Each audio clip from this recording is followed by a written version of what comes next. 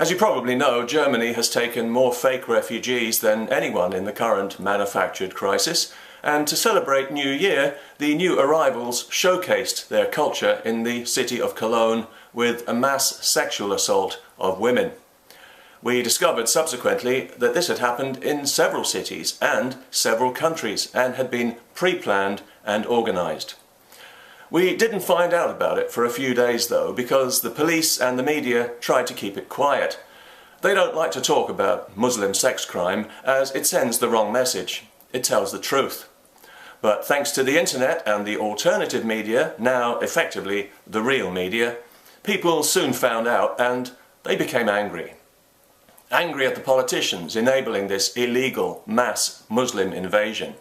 Angry at the journalists who deliberately conceal its ugly consequences, especially for women. Angry at the double standards of the police who did nothing about the mass sexual assault but used water cannon and tear gas on the people protesting about it. And angry because Germany's first female chancellor has made her country and Europe significantly more dangerous for women in order to accommodate an army of hostile third world misogynists who have no legal right to be there at all and who laugh at the police because they know they can do what they like and they won't be deported. In many ways, the Muslim world today is at a similar stage of development as Europe was 500 years ago. Back then, women in Europe kept themselves covered up for the same reason Muslim women do today. Society was brutal, legal punishments were sadistic, beheadings were all the rage, and nobody batted an eye. Europeans took that mentality with them to the New World, where they were welcomed at first, until the natives quickly realised that these were savage people to whom might was right, who were a threat to anyone weaker or more peaceful, and who justified cruelty with superstition. Ring any bells? Since then, Europe has grown up and shaken off that mindset, but now our morally squalid and corrupt politicians are bringing it right back in again, wholesale, unfiltered, unchallenged, and illegally. As a consequence, our society is now measurably less safe and less civilized, and the rights of women are effectively negotiable.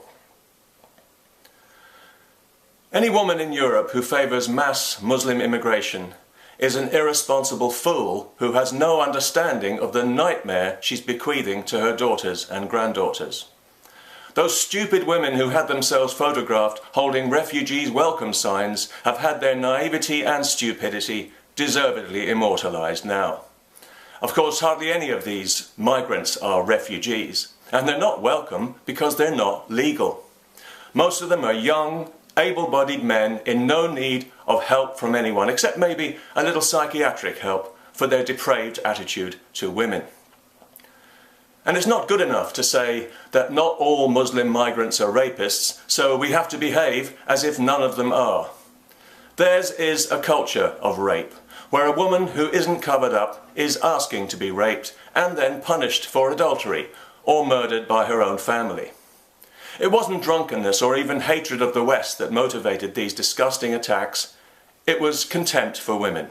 A contempt that's been bred into third world Muslim men from birth. And the evidence is there for us all to see in the Muslim world.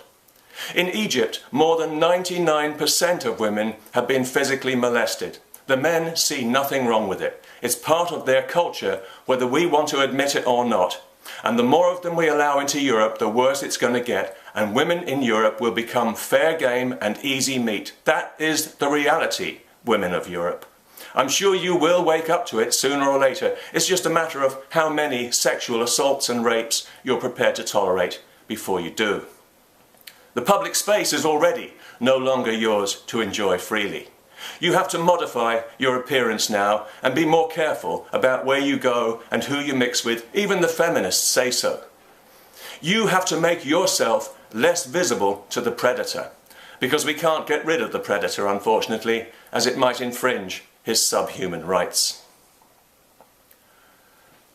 The moment third world Muslims feel stronger, they become a threat to everyone around them. Like Europeans 500 years ago, strength is the only thing they understand or respect.